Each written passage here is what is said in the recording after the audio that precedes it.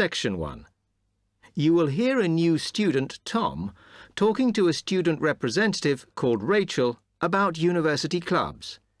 You now have 30 seconds to read questions 1 to 4.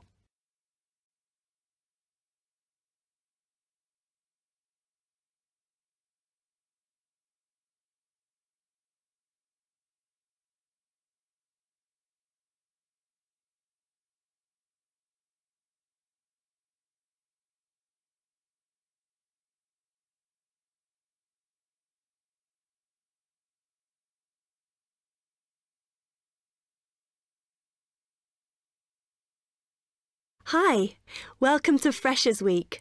I'm Rachel. Can I help you? Oh, hi.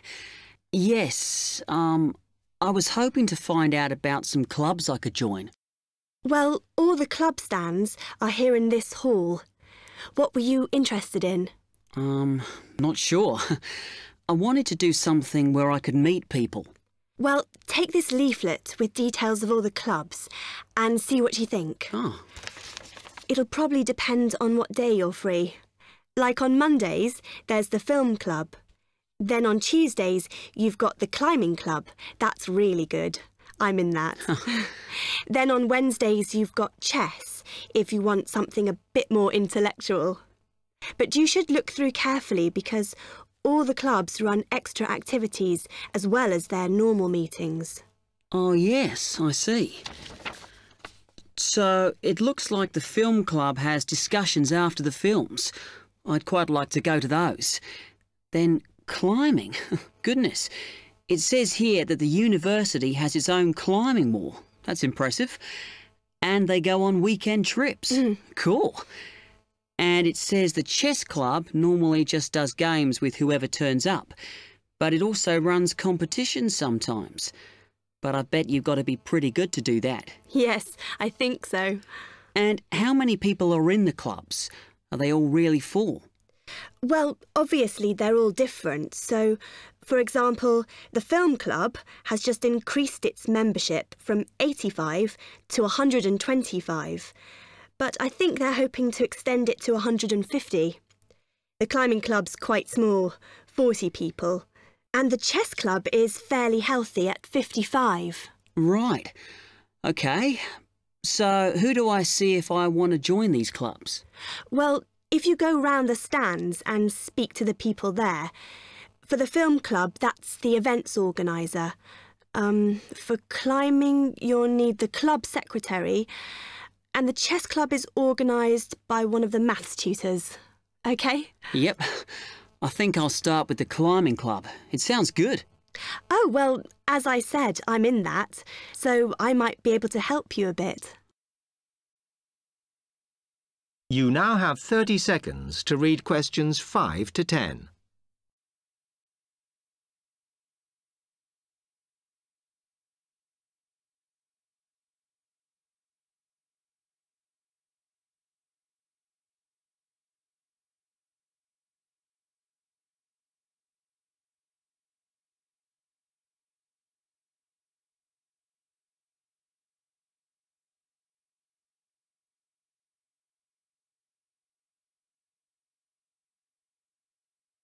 OK. It says in the leaflet that they get together twice a month. Is that right? Yes. Oh, you must join. It's really good fun. We go away quite a bit to North Wales. And every year we have a special excursion, usually to France, which is where we're going this year in the spring. The weather's too unpredictable in the autumn. Wow, that sounds good. But it must cost a lot. Yeah, but we try and save up for it through subscriptions. So rather than having a huge sum to pay in the month we go, we collect those weekly, so it spreads it out. Good idea. I think I'll definitely join. There are quite good benefits you get from joining. I mean, you need that, don't you? And the university clubs normally try and do deals with local businesses, so it's really worth joining. Like in the climbing club, they've got a special arrangement with one of the shops in town. So if you show your card, you can get money off equipment. Don't think the discount extends to clothes, though. That's really worth it then. I'll go over and talk to them now. OK. Hope you do join. Oh, and another thing I meant to say. If you do become a member, you automatically receive a magazine once a year. It's quite useful and interesting because it goes out to all the national climbing clubs. And the other thing is, if you come to every session, then you can get a complimentary ticket to the big exhibition that's held in Cardiff every year. So, hope to see you. Yeah, well, thanks a lot for your help. Section 2. You will hear an accommodation officer telling students about different halls of residence. You now have 30 seconds to read questions 11 to 15.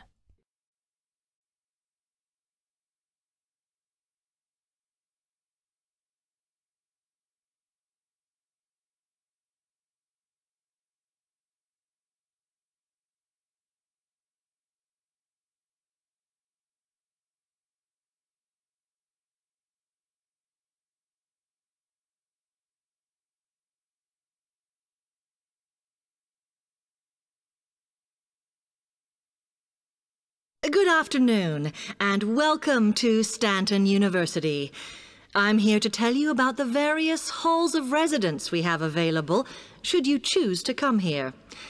We aim to offer accommodation in halls to all first-year students, and you'll find there's a good variety to choose from. First of all, there's Brown Hall, which, as you'll see, is not the most modern of buildings, but it is very popular with some students. It's got a good sense of community, some nice refurbished kitchens, and unlike the other halls, it has recently had a gym built in its basement. Another option is Blake Residence, which is built like a large house, and so everybody cooks and eats together. It has its own sectioned-off bit of private garden and is even more peaceful because this is an all-girls residence. Although, of course, boys are allowed to visit the hall and, I understand, frequently take part in cooking dinner. The largest hall we have is Queen's Building, and this has been upgraded recently. The original parking area has been built on so that the hall now has a large common room, and each bedroom now has its own shower room, which many students regard as a real bonus. A further option is the Parkway Flats, which won an award for design in its day. And this building now has a preservation order on it. This has meant that only a limited amount could be done to upgrade it, and the surrounding area is important, so parking is not permitted around the flats. However, the flats do have many extra facilities, such as a special computer room, a small library, and a self-service restaurant. The cost of breakfast, lunch and dinner is covered in the fees for this hall, so it does look a bit more expensive. The last residence we can offer you is Temple Rise, which again is slightly more expensive than other halls as the rooms are larger. This has got very lovely views across to the coast, and this more than compensates for the fact that bathrooms here are shared between 6 students. However, the hall has domestic staff who clean the rooms once a week, so this is perhaps an attractive option for the messier amongst you. You now have 30 seconds to read questions 16 to 20.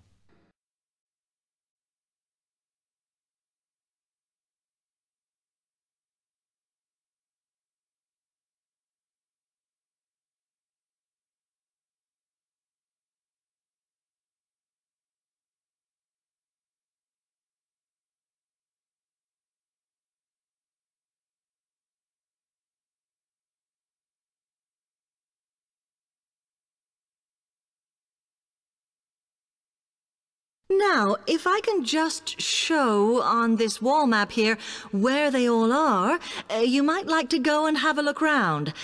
If you come into the main university entrance, at the first junction, you'll find that Brown Hall is on the corner opposite the theatre. So you're nice and near the station here, though I think it can get a bit noisy with traffic. The same applies to Blake Residence, which is directly facing the junction to the university entrance. These halls are often used by medical students and such like, as they're out all day, so don't notice the noise. Anyway, if you then walk along Campus Road towards the main circle, you'll see the library on the corner, and Queen's Building is just past that as you head north. You will find that it is quieter here, and you may get fewer visitors. By the way, the circle is quite a feature of the campus, as it's set into the hills and has a brand new sports centre in the middle. It's worth going to look around it.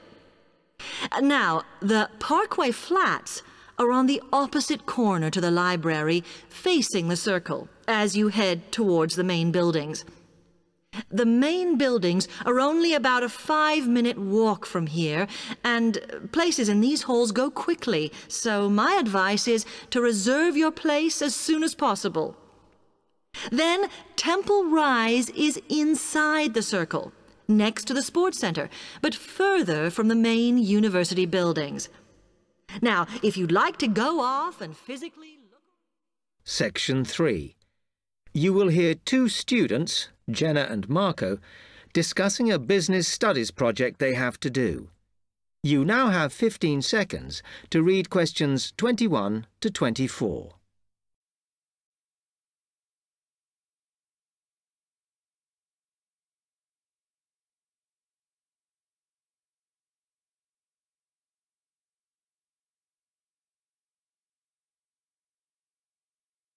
Come on, Marco. We've got to get on and sort out this project for Professor Buckley. Hang on. I want to make sure we've got all the information. Now, where are we? Well, today we need to sort out exactly what we're going to do and how we're going to divide the work up. Okay. How long have we got, by the way? The end of term is April 6th. And he said to hand it in on week 8, so that's March 25th at the latest, because the beginning of that week is the 21st, so not long. Right. Have you got the notes there? Yes. He wants us to do a fairly small-scale study, like the last one, on whether or not businesses were offering more benefits to staff. And we've now got to look at the rise in older workers. It should be fairly straightforward. Yeah, as long as we keep it small. Who's marking it? I don't know. Sometimes he gets the PhD students to mark it for him. Oh, actually, it just says here, a senior lecturer. I suppose it's too much for Professor Barclay to do them all. Yeah.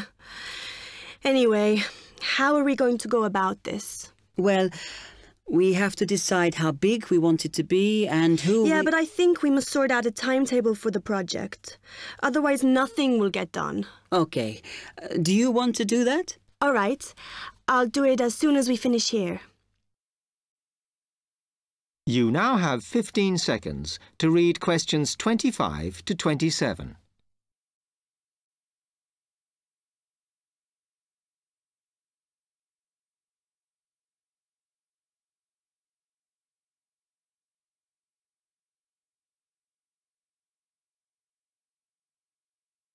Okay, what do we have to do now for the project? What's the best way to go about it? Well, Professor Carter suggested we set up a focus group to get some in-depth interviews, but I think that'll take a lot of time. Yeah, I agree. If we did a focus group, we'd have to spend time deciding who to include in it, and it's not necessary to do one anyway. Oh, fine. And if you agree, I think we should get in touch with the businesses on the list Professor Carter gave us and ask them if they're prepared to participate. Sounds good. Then we can go there, give them questionnaires and collect them later. Exactly. Okay. Then do we need to book one of those study rooms in the library so we can work together to input the data? Perhaps not, as I guess just one of us could just sort it out actually. Yes, that would be easier. A lot of what we're doing is qualitative, so it'll be writing up rather than statistics. No software for that, I'm afraid. And I think it would look better if we had actual shots of some of the staff, because we're citing appearance as a factor in employability, aren't we? Yeah, okay. I'll factor that all in when I sort everything out tonight. You now have 30 seconds to read questions 28 to 30.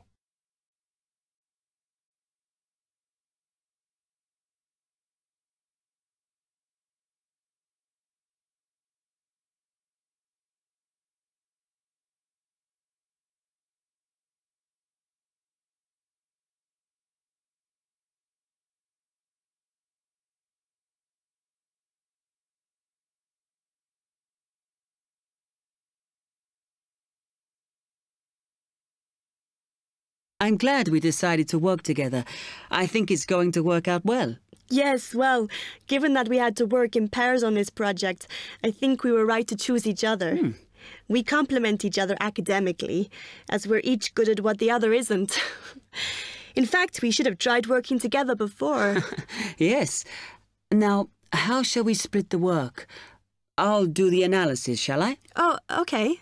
It's just that it might be faster, because I'm used to doing it. Although your English is better than mine. I need more practice at reading, really. Okay, I'll do the presentation then, if that's okay with you. Yeah, sure. I don't mind speaking in public, but I hate preparing all the notes for them.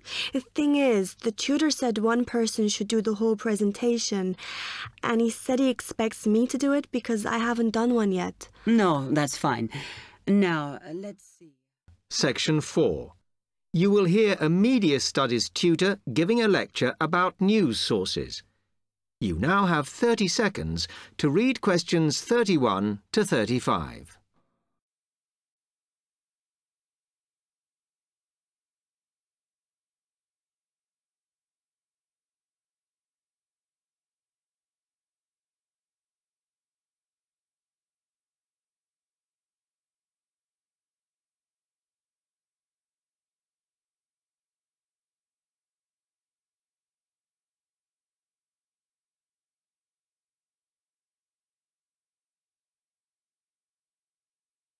Okay, now many of you will have heard about the predicted death of newspapers, as people increasingly access the TV and the internet for their news. Today, I want to look at the USA, which has very advanced news sources, to see if this is actually true. In the USA, the main news sources without doubt are TV, the internet, and the press. That is, traditional newspapers. And although they are each surviving and growing, they are also changing. Obviously, TV news has been around for a while, and the early evening bulletins, when people get in from work, are very popular. I suppose we traditionally think of the morning newspaper arriving on our doorstep with the daily news. Interestingly, this is not borne out by the statistics, which show that readership in the U.S. is much higher when people have time to relax, when they're not working, especially on Sundays. The internet is also a popular weekend activity, but shows no variation with weekday access. So people are using the different sources in different ways. Interestingly, local radio has been hit less by the grip of quite strong local newspapers than by the internet, which is seen to offer a better regional service. But just because the internet is seen as the new force in news media does not mean it is dominant. Television has, of course, been global for a while. But now technological changes, which have fueled the rise of online news, have also allowed newspapers to print and distribute editions across the world.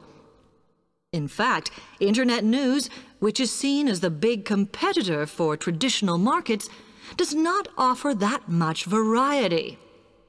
Often, the sources are the online versions of the newspapers, whereas television, in order to offer something different, has had to come up with a much more mixed bag of reporting, from hard news to light reports on celebrity events. Another issue is reliability. The internet is virtually unregulated, so anything can be reported there, whether true or not.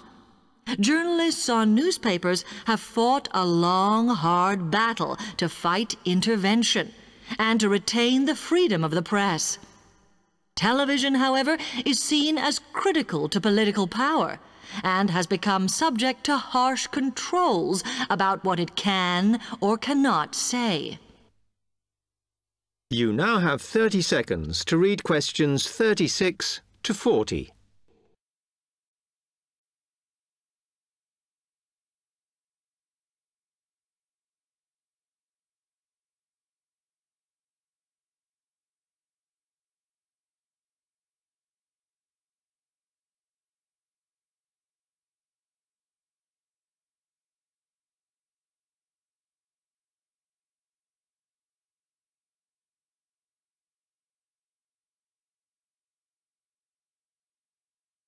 Now, one very critical factor in keeping newspapers alive and well in the USA has been their approach to advertising. Obviously, newspapers are heavily dependent on advertising revenue, and they have become more and more imaginative in what they offer, in order to make sure that advertisers use them and not other news sources. This has meant that, contrary to popular belief, newspapers now have a significantly higher profit margin than the rest of American industry. So, how have they managed to raise advertising revenue in this way? Well, they have put a lot of effort into developing and maintaining a very strong association with the retail trade. And they've come up with a winner. A critical tool in their sales plan has been suggesting that the adverts they run can have vouchers. This has been enormously effective because they have found that not only do more people buy the paper to get the discounts, but also that this inevitably means much higher sales for the clients who advertised. As well as doing this, the newspapers have also introduced aggressive sales campaigns over the last few years. This has resulted in a significant and continuing rise in the number of advertisers prepared to pay the extra for full-page ads. So, what I would like to move on to